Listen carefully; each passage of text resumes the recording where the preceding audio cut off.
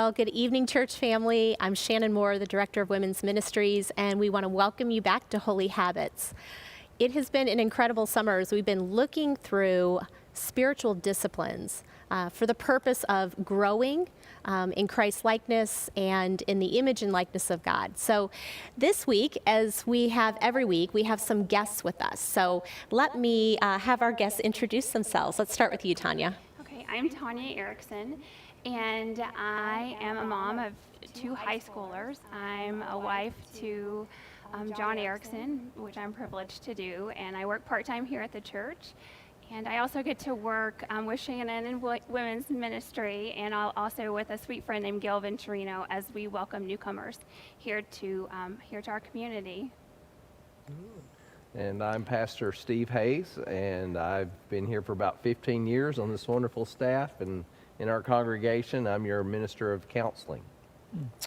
And I'm Pastor Chris Lowry, pastor of adult discipleship, and it's just, I think for us, just really exciting to be back and be able to talk about these holy habits, these spiritual disciplines to walk through, and especially this one with us being on kind of silence and solitude. One, I think for me personally, is a challenge. So it's great to be talking about that. But before we kind of jump into our discussion, I did want to give you, church family, a couple of important announcements, especially for the next couple of weeks. And first, next Wednesday, we're going to have our end of summer wrap up. So we're going to wrap up our holy habits, all the holy habits that we've kind of discussed over the summer. We're going to wrap those up next Wednesday, and we're going to meet right here in the worship center. We'll be live, so come out. It won't be a virtual. We'll be live here. We'll be doing some Q&A. We'll be answering questions about all the different habits that we've been able to talk about, and we'll even have a kind of a special and safe treat next week for everyone that comes out. I'm so curious about what that is. Well, Is that something individually wrapped? It's going to be individually wrapped. Okay, yes. perfect. But it's going to be special and safe, right? And safe. I love it. We have that for next week. So excited for everyone to come out and be a part of that. And then also the announcement for Refresher and Band of Brothers. Just know that we'll be starting on campus Refresher and on-campus Band of Brothers that week of August 18th and 19th. And so we'll be kicking that off. And so more information to be coming about that, but just wanted to at least get that information to you. So on Wednesday nights, you can be preparing to be a part of that. So excited about that and getting back on campus. So kind of some big announcements coming up. But let's talk a little bit about silence and solitude. Okay, so right before we came on, let's just be honest with everyone about just these moments, even before we started tonight. And Steve was praying for us and mentioned the fact that of all the things, silence and solitude were not the way we were coming to the table today. It's been a busy day for all of us. There's been a lot going on, but I know as all of us have been reading this material and spending time in this material, I know for me, I've felt the call to it in a fresh way and the longing for it in a fresh way. So let's begin with definition, because that's how we've done it. So why change it now, right? That's right. Let's do it. All right, so coming back to spiritual disciplines for the Christian life, Donald Whitney gives us two definitions, one for silence, one for solitude, but he makes the point that the definitions are practiced together. So let me begin. The discipline of silence is the voluntary and temporary abstention from speaking so that certain spiritual goals might be sought. Sometimes silence is observed in order to read, write, pray, and so on. There are internal dialogues with self and with God. Other times, silence is maintained not only outwardly, but also inwardly so that God's voice might be heard more clearly. Flesh that out a little longer. Solitude is the spiritual discipline of voluntary and temporarily withdrawing to privacy for spiritual purposes. And then he goes on and he does talk about the fact that these are complementary disciplines that go hand in hand. And we would even say that these two particular habits are vital to the practice of the other holy habits that we've looked at through the summer. Yeah. I think it's interesting. Let me ask you guys. So just on a personal level, because I know where I'm leaning, are you more comfortable with noise and crowds or silence and solitudes? Noise and crowds. Yeah. I like silence and solitude. Yeah, Yeah. I would much prefer to be alone and for everything to be still and quiet. That Right. was a lot more in control Yeah. for me. I'm definitely a silence and solitude person. Is this a guys and girls thing? Like, is this, Well, I actually wondered, I mean, because I was telling Chris, well, we're both only children, so it just Yeah. goes to show you can't categorize people, Yeah. you know, That's true, because that's I don't think you're a silence and solitude person. I mean, I was the guy that even in college when it was time to study, music was playing or the TV was on. I mean, there was Yeah. noise somewhere, and even like if you're out, like the earbuds are in. I Yeah. mean, there's always a background noise. Yeah. The silence. I don't know. Sometimes when you're spending time with someone and the silence sits there for a couple of seconds, you're like, it's awkward. It's like Yeah. that trying to catch Yeah. it. So I think to me, very much. That background noise is Yeah. huge. So it is a discipline. I mean, Right. that's what we're talking about. This is a Yeah. discipline for me. Yeah. Of saying, hey, set Yeah. apart some time for silence and solitude, Yeah. if it's for spiritual purposes, not just to get quiet, but for the Right. spiritual purposes. I was going to point that out because I think just temperament and personality can Right. lend you toward Yeah. Yes. silence and aloneness. Yeah. Like I can do that. I think it's my Yeah. personality. But that doesn't mean that I'm disciplining that time always to have my heart posture and my thoughts toward God, which is what we're really Right. we're yeah. talking about with this. And I so think I'm an interesting mix in that I say noise and crowds because I interact with people all the time. Yeah. Because that's what we do. right. But I easily turn off the radio and drive in silence and seek the Lord during that time, Right. or just enjoy. It's funny when when I was a teenager and my dad would turn off my music. I go, Yeah. "How can you not like this music?" Yeah. And I realized it's funny because what I realized was one of the reasons that when you get older, you don't like the loud, crazy music with all the dissonant sounds is because you don't have as much empty space up here as you did when you were a teenager. When you were a teenager, you had plenty of room for all this crazy noise. Yeah. And now that you're an adult, you got so many serious things up here, you That's can't handle interesting it. to think You know? about. Yeah, And yeah, no, I get it. So yeah, there's lots of times where sometimes I'm either turning off the radio for a spiritual purpose, or I'm turning off the radio to calm all the static that's up here. Yeah. Yeah.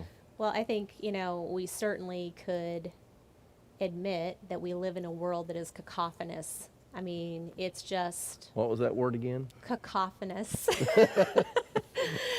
It's loud. It's loud and it's always, demanding of us. Yeah. So whether it's voices or radio or podcasts or Netflix or Spotify, you name Yeah. it, we are addicted, I Yes. think, as a culture Yeah. to sound. And so I think one of the reasons we don't silence ourselves is because we don't want to do the heart work. Right. Yeah. And if I can Yeah. keep the motion and activity and the noise going, I don't have to not just look inside, but look at my life in light of who God is. Yeah. And that's the next thing. So we have said in this that, and I said at the very beginning, that the purpose of practicing a holy habit is Christ likeness. And Christ practiced these habits when he was here. So, Chris, do you have some passages you want to bring us to in that? So I think there's a couple that I kind of leaned into when I was studying on this, and one is it's found in Matthew chapter 14, verse 23. It's right after Jesus has fed the 5,000. So it's been a pretty hectic evening. The disciples have been serving, fish and loaves have taken place, and the people are, their bellies are full and they're there. And there in Matthew 14:23, it says, after Jesus, had dismissed the crowds. So everybody's ate. Now he's dismissing the crowds. It says he went up on a mountain by himself to pray. And when evening came, he was there alone, right? That kind of like just solitude. And I thought, think how crazy just the feeding of the 5,000 was. All the people hungry, the disciples going, where are we going to get food? We got these fish, we got these loaves. And then everything's happening. And then everything kind of, the craziness kind of calms down, and here's Jesus who's like, okay, I'm going to go up on the mountain by myself, and I'm just going to spend some time alone. So that was one that jumped out. And then the other one, this one gets me. I mean, this is the one that probably hit me the most. It's in Luke chapter 4, verse 42. It says, when it was day, Jesus, went out and made his way to a deserted place, but the crowds were searching for him, and they came to him, and they tried to keep him from leaving.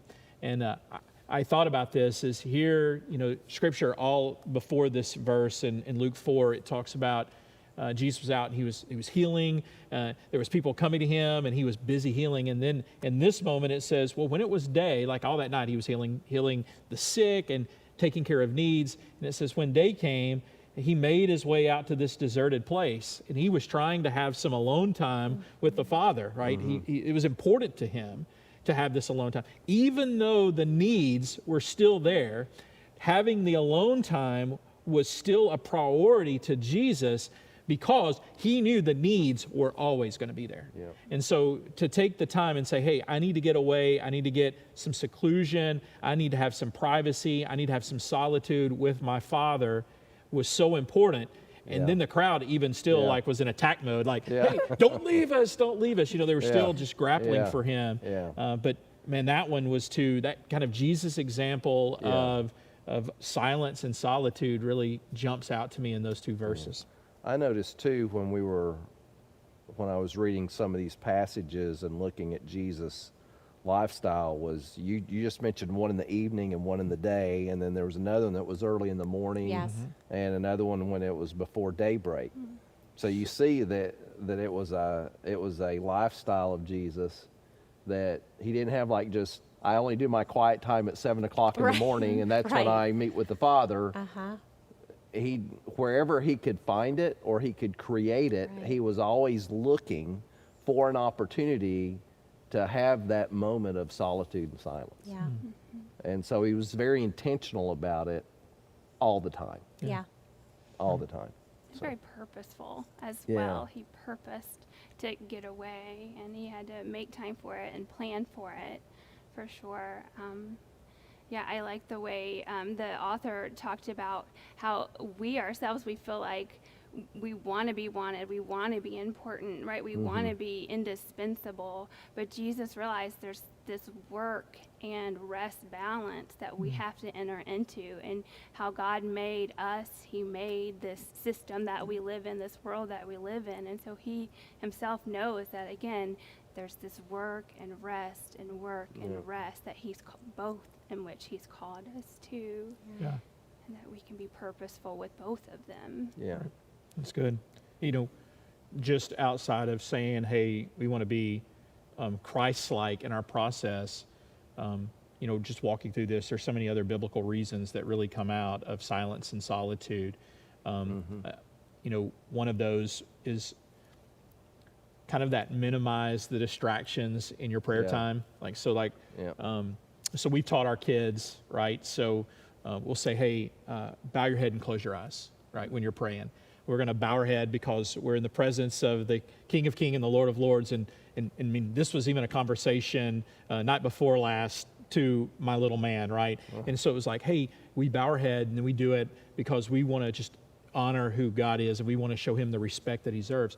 And we close our eyes so we're not distracted by what's going on. And so at night, if we're praying before bedtime, a lot of times we're turning the TV off because the TV can be a distraction, or we're trying to get everything to calm down because if anybody's moving, everybody's looking up to see what it was. So one of the things that when you get silence and solitude, it minimizes the distractions, especially when you're saying, man, I really want to spend a focused, intentional time with the Lord, and I don't want to get caught up in distractions. I don't want the busyness of my life. So even if it's, like you said, Jesus, there was plenty of times that he just got away at a certain moment. I mean, it could be just seconds, but it's still, I mean, we're not talking like a retreat. We're talking just seconds of minimizing the distractions for prayer. Yeah. Yeah. And I think that requires examination. Yeah. Examining our lives, examining how we're spending our time. Yeah. I think oftentimes we move through a day and we're not considering Yeah. how the day is unfolding. You may know based on an appointment you have to be at, but we allow much of our day in our lives to go unexamined. And so if we don't understand where our time is being spent, it will be difficult for us to put boundaries into place. And so just, for me, I really have to this to me, I have a certain time on my phone when all the noises, the dings, the pings, the notifications, all the things, they stop happening. Because somehow when I hear it, I think I have to respond to that immediately. And I don't actually have to respond to that immediately. There's certain hours of the day that I am more apt to do that, obviously. But I do think that there are places where we have to set things aside. And like you said, it's a rhythm, but it has to be purposeful. Yeah. And we have to take time to examine our lives to know where we're going to have to make choices, is what I'm Yeah. saying, about setting some things aside and putting some things in place so that can happen. It's not just going to happen Yeah. when the kids leave Yeah. home. I'm an empty nester. Let me just Yeah. tell you, some moms are like, well, when the kids leave home, then Yeah. then I'm going to have this solitude and silence. Yeah. You won't. Well, if Not you're not making it a necessarily. priority now, you're not going Right. to make it then. Exactly. Yeah. And it will always be an opportunity cost Correct. for Right. you to spend that time. Yeah. And Yeah. don't you find that it's hard in this, we're running 90 to nothing on the hamster wheel, and it's hard to just we're not a light switch, right? You don't just switch right into silence and solitude. Right. Yeah. It does take just practicing that. It takes building up that muscle. Yeah. And even just takes even maybe like a trigger, like let me light a candle or let me do something to, okay, now's the time where this slows down. Yeah. Yeah. But it's hard to run 90 to nothing and then, oh, yep. let's Well, but even Truly. on top of that, even when we were talking about prayer and Bible intake, throughout the Holy Habits, people were, we were talking like, oh, I've got to do it in Yeah. the morning Yeah. because my day gets so busy that I crash so hard when it's time to crash Yeah. that the intentions of doing it disappear. Like, Yeah. oh, I'm going to be intentional. I'm going to do it tonight. Yeah. And then the day gets so busy, and the Yeah. next thing you know, you're asleep. And the next day Yeah. you're like, oh, that was missed it. that was missed intentions, right? You can't do it. And Yeah. and I think kind of that trigger, that idea of when you're going to try to, kind of land the plane a little bit and get Yeah. the busyness to where you can say, hey, I do need to take a moment Yeah. and get everything calmed down so I can get into a place of silence and solitude and it not be an awkward silence, but Yeah. be a blessing of it Yeah. so that you can That's approach good. God that way. That's Well, I huge. think the challenge there too is, as Shannon was talking about examining, and you're talking about being still and quiet and solitude, all of this is counterintuitive. Of course. It goes against our nature. Yes. My nature does not want to be examined. That is so true. I mean, you think about it. I mean, No, when the that's so psalmist true. says, search me and know me and see if there's any harmful way in Yeah. me, and I think I may have shared this before, what person's nature would invite a holy God to examine him? Why Right. would I want to do that? You know that examination will always turn up something. It's going to turn up something. There's never And nothing. so, Right. so yeah, and I think, and that's what makes the Christian life different from a worldly life. Truly. In a worldly life, unless it's hurting me, I don't want to examine it. I'm good, I'm fine, Or you'll celebrate it. or you'll celebrate it. Right. Wow. I was reading this morning, Selwyn Hughes does a quiet time that I read through, and it was so perfect for today because he was talking about the passage, if my people, humble themselves and turn from their wicked ways, then I will forgive their sin and heal their land.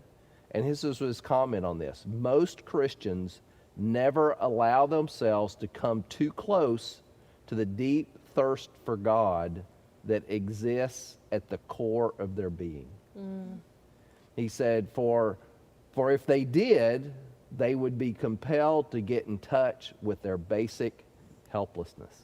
Wow. Yes. And we don't want that exposed, so we run past it, Yeah. and so here we're challenging people, inviting people to come face to face with our helplessness and God's holiness. Yeah. even as you say that, I just think about what's happening in culture right now with COVID Yeah. and the bombardment that we have with media and wanting to be informed and needing to be informed and where do we need to be in this situation. And I see, I know for me, there came a point in this very early on where I recognized I was going to have to be silent and still before the Lord, because otherwise that constant bombardment, that noise that we're talking Yeah. about, the static, was producing in me fear and anxiety. I know that fear is not from God. I know that I have a peace from God because of my relationship with God that can anchor my soul no matter the storm. And yet, if I don't create or I, put myself in a position to be quiet with the Lord and to be away with the Lord, then I don't have that power for living that we so desperately need. Yeah. Well, that silence and solitude can give us this spiritual perspective, right? To kind of, Yes. Yeah. I mean, it's not the TV that's giving us our perspective. It's not the world. Right. It's not our friends. It's really, it's trying to say, sometimes I need to have just silence and I need to be just in complete solitude so that I can hear from God and really be at peace in a spiritual perspective, not just in a noise perspective. Yeah. And I think that's probably a great benefit that we get in silence and solitude. We probably don't do it enough, right? Yeah. I think a lot of times we just run to other people and Yes. try to figure it out. Yeah. But My husband, he always tells our kiddos that the loudest voice is not the leader. The loudest voice is just the loudest voice. But if we're not careful and again, just purposeful to enter into that place of silence, then we're going to follow the loudest voice, right? We're just going to listen and follow after that loudest voice. And I think just even kind of to bounce back to what you were saying earlier, Steve, to think about how we put ourselves underneath the examination of God, but we put ourselves underneath the examination of a merciful God, which is so sweet. Yeah. And I know that just having some time, just this past weekend with the Lord, and God brought just a place of conviction and just sorrow over just an attitude in my heart. But then came the mercy. And what is so sweet about that is I was Yeah. able to then turn around and give it to other people. Yes. Yeah. And that's what God what does, it's that about. healing place that God does within our heart whenever we, again, it's not just for conviction's sake. It's so that we can turn around and give it to the world too. Yeah. Just a sweet, That's sweet thing. beautiful. And I think that is important because, when we talk about the mercy of God, He wants to show us those things in examination because they're either hurting us or they're going to hurt us or they're stealing from us Wow. something that He has for us. Yes. And He wants us to be still and quiet all the noise so His voice can be the loudest voice. And you're talking about attitudes and those things. Sometimes the noise isn't coming from out there, it's coming from in here. Oh, that's so true. And I stole away with a brother to pray over something that was frustrating me. And so there was a lot of noise in my heart about something that I was very frustrated about. And while he was praying for me, I heard this voice, in my spirit said, "Stand down." And it took me a minute because I didn't want to stand down, Right.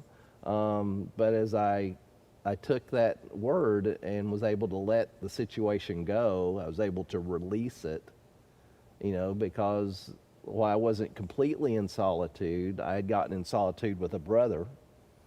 And while he was interceding, my mind and spirit got quiet so God's Spirit could speak. Yeah. Get that perspective. Yeah. He didn't tell me what I wanted to hear, Sure. which is charge on. Yeah. It was, Right. it was Stand down. stand Light your down. torch. No. Okay. Well, when I was I remember this from even in high school. So there was this picture that our youth pastor kind of showed, and it was he had all the kids in the room, and there was like an obstacle course, and he sent a brother and sister out of the room, and he said, "Listen, we're going to blindfold the brother, and then when when he walks in, his sister is going to make him walk through the obstacle course. It's like step over this bucket, crawl under this table, whatever, and it was to get him to the other door. But the trick is, you all are going to yell as loud as you can the whole time she's giving him directions. So they open the door, he explains, and the boy walks in, and we all start going crazy. And so his sister is just quietly, like right in his face, giving him directions. Take 2 steps forward, step over this bucket, crawl under this table. And in a matter of time, he never missteps, and he makes all the way to the door. And so youth pastor literally brings him back in and says, "Hey, how did you do that?" He said, "Well, I was listening to her voice." And he said, and none made up, how did you know it was her voice in the midst of all the other voices? And he goes, "Because I listen to her all the time. I know her voice." It's familiar. And he was like, and boom, let's talk about Jesus. And it was that whole deal of, you can recognize Jesus's voice in the midst of all the noise because you are familiar with talking to Jesus. Yes. Right. It becomes, it's not the loudest voice, but it's recognizable. I can sit out in the church, and when my daughter is singing in the choir, I can hear her voice. Now, she would be terrified if I was like, "Oh, I heard your voice," because she wants to blend in. Right. But because I know her voice, I can do it. If there's a bunch of little boys on the playground and I hear "Daddy," I know when it's my little man because I know his voice. Yeah. I think in the same way that silence and solitude can help us really zoom in. Develop our ear Right, to hear his voice, to Developing your recognize it. ear, yes. Yeah, I think that's really good. Yeah. Here's another kind of if we say a spiritual blessing for silence and solitude, it would be to be physically and spiritually restored. When I served at a church in Little Rock, one of the things the senior pastor made the staff, they had restoration days. And so they would tell in the staff, every once in a while he'd just come and say, "Hey, I know you've been running hard. You need a restoration day." And the deal wasn't you go home and like watch TV or to go play golf or do anything. It was really, hey, go get away and spend time with God and just let him restore you because you've been running so hard. And so it's kind of neat. I just thought about that. One of the scriptures that kind of jumped out on that was Mark 6:31, where Jesus tells his disciples, he says, "Come away by yourselves to a desolate place and rest a while." And it was that, I know we've been running hard, guys, so let's get away to a desolate place and let's just rest. And I think for all of us, the busier we are and the more hectic our lives are, we've got to find and be intentional and make it a priority, like you said, to find a time to have daily moments of solitude and silence. I think it's a big important emphasis here too on having a Sabbath. Yes, I agree. Because, and I'm as bad as anybody of doing church till 12, and then it's, turn on the television and chill out. Or break out the honey-do list. Yeah, break out I try not to do that. Okay. That's not your default. I know hear that's ya. not a Sabbath. Yeah, I gotcha. But one of the things that the prophets, I believe it was Jeremiah, did challenge the people, and that your Sabbath is a day that you do what you want to do it with. And that's one of the reasons you're being judged, is because the Sabbath is not meant to be a day for you to do with what you wish, which is what we tend to do. We do the church thing, and then we jump right into entertainment, or we Recreation, or getting things done by what we think we should do with it, rather than continuing solitude and prayer and scripture and seeking the Lord or being quiet. Now, I will admit, this is a standard quote of mine. Sometimes the most spiritual thing you can do is take a nap. I think Piper said that too, so I'm right really? there All with right, you. I'm in good yeah, company. he There did. you I think he go. said the most spiritual thing you can do is sleep, and I thought, good. It's Yeah. called holy nap time. at our Holy house. nap So time. that's what it's called at our house. Yeah. There you go. But if you look at it as God's preparing you for the next week of work, then Yeah. it does become holy and it becomes needed and essential. This nap is essential for me to do what God calls me to do Yeah. in this next week, and come Thursday or Friday, you're like, okay, yes, it's coming, rest is coming. And then Monday or Tuesday, you're like, yes, I'm rocking on some rest right Yeah. now, right? Yeah. That's right. So it's, And yeah, an it can get acknowledgement of our exciting. dependence. Really, when I Yeah. think about Right. Sabbath, I think of that acknowledgement that, it's God who feeds me, it's God who keeps me, it's God who provides for me. And yes, there are things that we all do. We go to work, we do those things, but at the end of the day, it's posturing us in a place of dependence. That, Lord, you are the one who holds me, and Right. in you, I have everything that I need. Right. Yeah. Well, and when we're in that, because I think a lot of times we try to make decisions on our own, right? We try to weigh it out, and we make our pros and our pros and cons list, and we try to figure it out, and then we ask all of our friends, and then we might get on social media and ask everybody, and you're trying to really try Instagram to polls. figure out, right? What do you think? And one of the things that I think silence and solitude is good is when we've got a decision to make, or there's something Yes. coming in that we can get away and just, all right, God, what's your will in this? Like, what is your purpose Yeah. for this? And when we have decisions every day, I mean, some of them are bigger than others, but I think the moment for us, I think I get caught up sometimes in just trying to make a quick decision, like, oh, I'm Yeah. sure this is what the decision is. And, we tell ourselves God wants to be in even the small things, Yeah. the small decisions. And sometimes we just make a decision and leave him out of it. And meanwhile, he's going, hey, don't forget, I Yeah. want to be a part of this. And, sometimes we learn the hard way that, we left him out of decision making. So I think a benefit Yeah. of silence and solitude is to say, hey, we can get away Yeah. and really approach God and say, all right, here are these decisions. Here's what I'm dealing with. And a lot of times we get caught up to where our prayers are just us talking to God, right? It's a monologue instead of a dialogue. And so we talk to him, and then when we're done, we cut him off, amen, and then we fall asleep or we go back and do what we're doing. Where in a silence and solitude moment, it becomes a dialogue. So you say, all right, God, here's my deal. Here's what I'm praying about. And then you just get quiet Yeah. and allow God to speak into you. And Yeah. he'll speak to you. Holy Spirit speaks to you. He puts verses to mind, and it becomes this really sweet time. But in those big decisions, it's so valuable. When you're talking about that, I thought about in our book he talks about the story of Hudson Taylor, who was a famous missionary that created ministry and mission work into inland China. And at that point, people doing missions in China had stayed around the perimeter and the coast. And so when he began to think of what it would take to start to undertake that kind of endeavor of enlisting missionaries, raising resources, and then being responsible to keep them funded and recruited and trained and cared for, he became overwhelmed by this need that God had put on his heart. And so he got away by himself in silence and solitude, exposing his anxious thoughts, as the psalmist said, to the Lord. And this was the breakthrough, he said.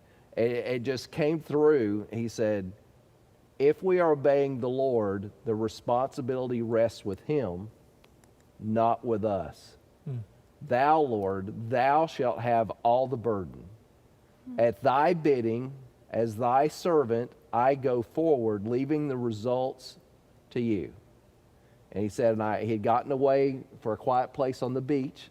He says, I left the sands. The conflict ended within him. All was joy and peace. And he said, and how did I sleep that night? And I so love then he that. created the China Inland Mission, which became one of the greatest missionary endeavors in history. you know? So even as you were saying that, it takes me back to some years ago. It's been a lot of years now, but it was when we had that whole housing crisis. And my husband was building for first-time builders in that time. It was just crazy time. And so people stopped paying and all the things started happening. And I remember we went to see an attorney who was also an elder in our church, an incredibly godly man, and he kind of handled our book of business. And so we're trying to seek counsel from him about how to proceed, what to do. And I remember sitting in his office and, the book was sitting in down the middle of the table, and we were, like trying to make decisions, like, well, how do we move forward, and what is it going to look like, and how do we navigate it? And I remember Chad began to ask questions of Jack, and Jack finally looked at him. He said, he just pushed the book away, and he said, "What is the Lord saying?" And Chad said, "I don't know." And he said, "This doesn't matter. Wow. When you hear the Lord's voice, you'll be able to walk through it. And you're not going to walk through it without it. So you Right. need to get away, and you need to be quiet with the Lord." And I'm thinking, no, the house is burning down. You don't leave with the fire extinguisher, So, but I mean, funny. such godly, wise counsel. We want to roll scenarios, and he's like, "Oh no, you need to hear from the Lord." And that's what he did. He went away. He spent a day away, and came back with this, legal pad just filled with scriptures, and how the Lord spoke to him as he was able to, like you said, cry out to the Lord. Search my heart, show me how to walk with integrity before you, show me how to navigate this, not to save me, Lord, but to be a witness for you. And that was the anchor. It's not that there weren't like rocky seas, and it's not Correct. that we always get the happy ending, Yeah. but the soul is anchored Yeah. because you heard from the Lord, and you can just stand in the Yeah. most difficult places. What would, so we've talked about silence and solitude. And so if we were going to put application of that, right, and we're going to say, hey, we talked a little bit, it's a little bit more than just saying, all right, we're going to be quiet and we're going to sit here, right? We're going to turn everything off, and then we're just going to anxiously, drum our fingers and be like, all right, God, speak to me now. Like, go. Like, I'm quiet. Right. Like I'm right here. now, like it's been too quiet. It's been too long. It's quiet. Like, so what's the application like for us if we were saying, all right, silence, solitude, it's not natural to me. Yeah. It's uncomfortable, but everything you've said makes sense. So like, if I was going to be intentional at it, how would I approach that? What would be the application of that? Well, I know we have, A.W. Tozer wrote a piece on it, and it was in the book that we've been looking at. And he had several just different basic principles for that. The first one was retire from the world to a private spot. So, what's your first step? So private spots for you guys. Where are your private spots? Or what are private spots you would recommend to other people? For me, I love to be in creation. I love to be out of doors. And so that's what I do. I will put on my tennis shoes and I'll start walking, and I have a path that I walk, and I pray out loud. Or sometimes I'm just completely silent and I just walk with my heart and mind open to hearing from the Lord. So that's what I would say. Just for me, it's taking a long walk somewhere where I'm away from all the things. Everything. Yeah. I walk down, and there's a little lake, kind of those man-made lakes, that in our neighborhoods, and there are ducks, and I just love to walk down there and watch the ducks, and you're just watching them doing what God created them to do. They're not spinning, they're not toiling, they're not worrying, they're just being ducks, and it just reminds me I get to just be who God asked me to be. And so that's a really sweet place. It's become a really sweet place for me. But I know that I mentioned this earlier too, but sometimes you don't have a place that you can retreat to. And sometimes it's just taking where you are and making that a place. And again, whether that be lighting a candle or, inviting a sound or a smell in, or inviting even just a taste in, bake some chocolate chip cookies, and the Lord and I are going to sit down and have some cookies together. But it invites I like a that smell, right? But it invites a smell that says, okay, you know what? My brain is now switching over. So take your home and you can make it into maybe that special place by something very simple. Good. Yeah, so I think I'm even thinking of both Robin and I, but Robin will just go on the lanai. Like, she'll just, the kids are running around, and, if she's out the lanai, I'll even tell the kids, they're like, I'm hungry. It's like, all right, hold on. A little silence and solitude for mom for a little bit. And it can, easily be just go back to the bedroom or just kind of get away. sometimes that's like the prayer closet, right? Just Mm-hmm. kind of getting back to your room and taking some moments. But then a lot of times it can be, riding a bike or the gym or something that's Mm-hmm. Yeah. just in a moment of just you, Yeah. in the quietness of whatever you're doing. Yeah. Well, think- Steve, what about, wasn't it, they talked about, was it Susanna Edwards or something? Suzanne Wesley. Suzanne I've got that Wesley. one I'm down sorry, here because I when read about yeah. Jonathan Edwards when I was Yeah, in here too, yeah, so yeah, forgive me. yeah. But yeah, I mean, I think, I think about single moms. Yeah. I think about, moms that are home all day and this idea that, you could leave your toddlers alone for silence and Yeah. solitude is a daunting thing. But just the fact that there was a posture, she pulled her apron over her head. Yeah. And so that was the signal to the kids that she was alone with the Lord. And I think, just like you said, a simple posturing of ourselves can be silence and solitude. So maybe I want to offer a prayer, but I take my knee, Yeah. Right. Yeah. Yeah. and just really saying, okay, Yeah. this is my moment with Yeah. the Lord. Yeah, Suzanne Wesley got the creativity resourcefulness Yeah. award. Simple That- too. Yeah, in the middle of a small house Right. with children on everywhere. She just put her apron and I thought it was neat too because the apron symbolizes work Right. and toil, That's good. and yet she took something that symbolized work and toil Mm-hmm. and draped it over her head with her Bible, and she created her little prayer space. Yes. And that told the younger kids to go ask the older kids Right. rather than interrupt mom, and that was really neat. Yeah. And I think that's another good example of we tend to get intimidated, and so when we get intimidated like that, then we don't do it. And here she said she didn't have a prayer warrior room. Right. She just had, I've got my apron, draped it over, that's her place. Yeah. And my favorite spot during COVID I had a Tommy Bahama beach chair out on Island Eye, and so I ended up doing Zoom time and stuff like that. And so now what I do is I grab my Bible and my Tommy Bahama chair, and I take it out into the backyard. Nice. And that's my fancy prayer place, is my Tommy Bahama chair in the backyard, with my Yes. Bible. And something else that I do is what's great about being in Naples is like in the middle of the day, and I used to do this when I was doing singles ministry here, and I would be running errands between events and getting things.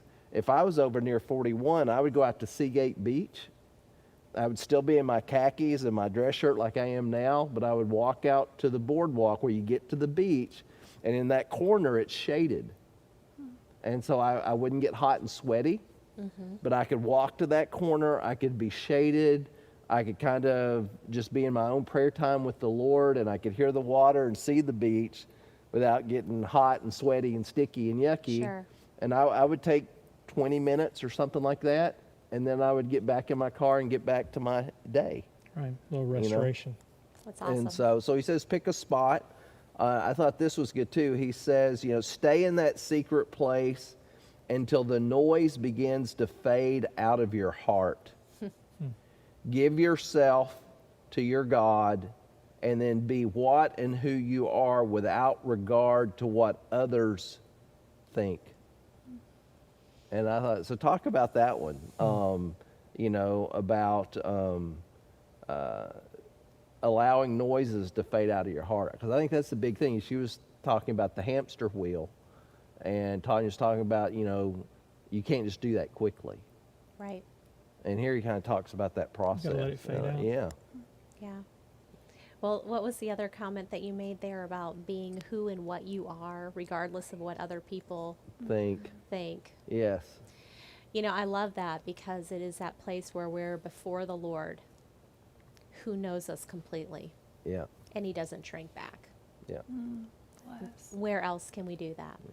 Because I found that sometimes when I'm before the Lord, He speaks to me and gives me an answer. Here's how I want you to handle the situation. And so then I'll go out with that confidence, and other people will make me doubt myself or doubt that leading. Sure. So I go back to my prayer closet, Good point. and get still again and see if God gives me the same answer. And if he does, then what those other people are saying doesn't matter. Yeah. Right. You know? Yeah. So important. And so that's powerful. I wonder also if we get to a point, because you think about you and your spouse, or even you and maybe a mom or a dad, and you get to a point where you can just sit there together and you don't speak and they don't speak, but you're just comfortable just sitting there together. Doesn't that just sound like a sweet place to be with God, that we would be Yes. that much just enamored with one another, that we could just sit there and I could trust him enough if he didn't say something, and I don't have to say anything or prove myself either. And I think that's just a sweet thought. Yes.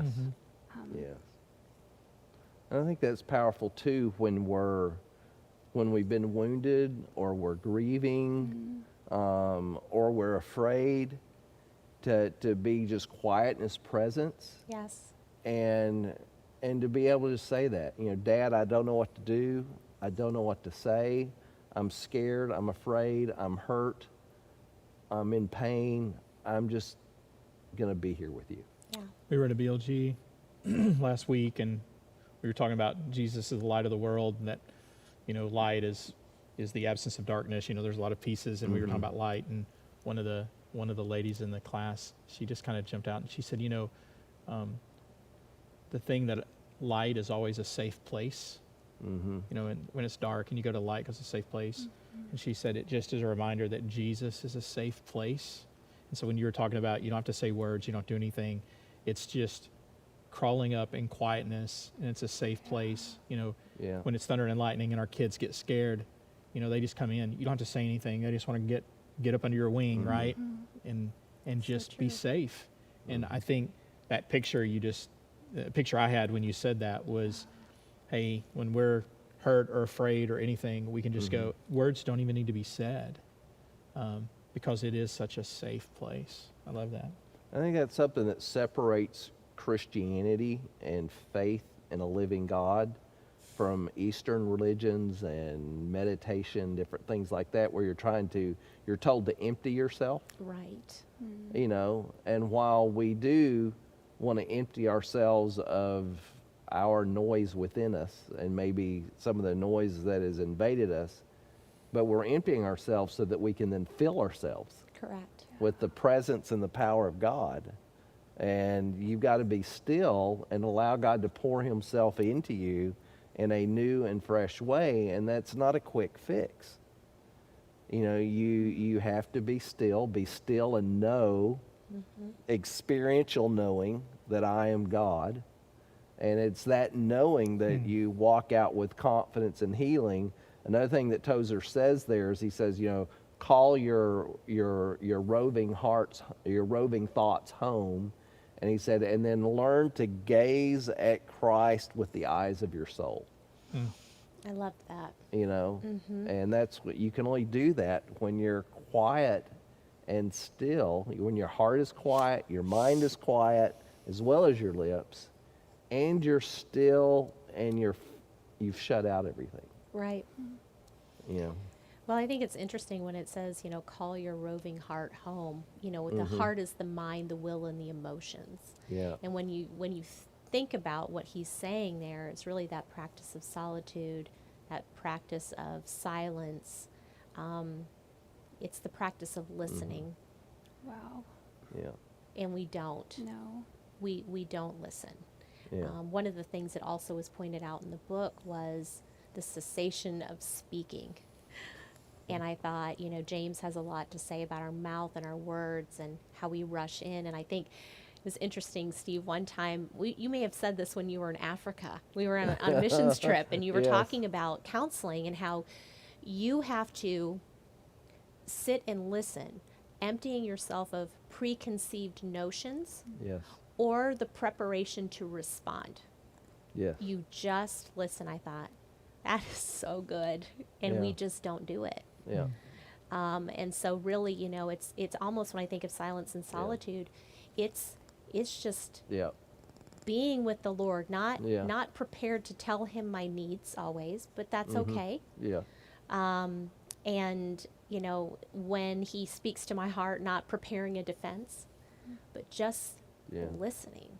Yeah. And then after the listening, when you think about even what you're saying in your own heart and mind, it shouldn't go unchecked. And so I think there's Yeah. that realigning, you know, with who God is and who I am in light of who God is and what's true and what is not true. And all that happens when we just stop long enough to listen to what our own heart, soul, mind is Yeah. saying. Yeah. Yeah. Yeah. You know, we talk about it, you know, we call them habits, right? Holy habits. And we're saying this is something that we need to be intentional and get into the flow of doing spiritual discipline. We need to be disciplined in doing this. I think for some it may be an easier process, like, oh, silence and solitude, like that's easier. Clearly, y'all, and so it may be harder here. But Yeah. that idea of, hey, we do. I mean, the louder. I mean, again, the louder and busier your life is, the more intentional you have to be on Yeah. this. So, hey, thank you guys for just Yeah. coming up and sharing and us being able to walk through it. This has been just, I think each week it's really fun just to get and not just walk through the holy habits, but just to have different people on the panel and be able to talk and just hear y'all's influence and y'all make investments in this. So thank you so much. Thank both of you for being a part of this. And we're grateful for you guys continuing to watch as we go Holy Habits. And then maybe next week, instead of watching virtually, it'll still be virtual, but you can also be here live and being a part of our Q&A and being a part of some of our discussion as we wrap up the Holy Habits in our summer study and be able to celebrate together. So again, just thank you so much for watching and being part of this, and be blessed. We look forward to seeing you this weekend. Amen. Amen.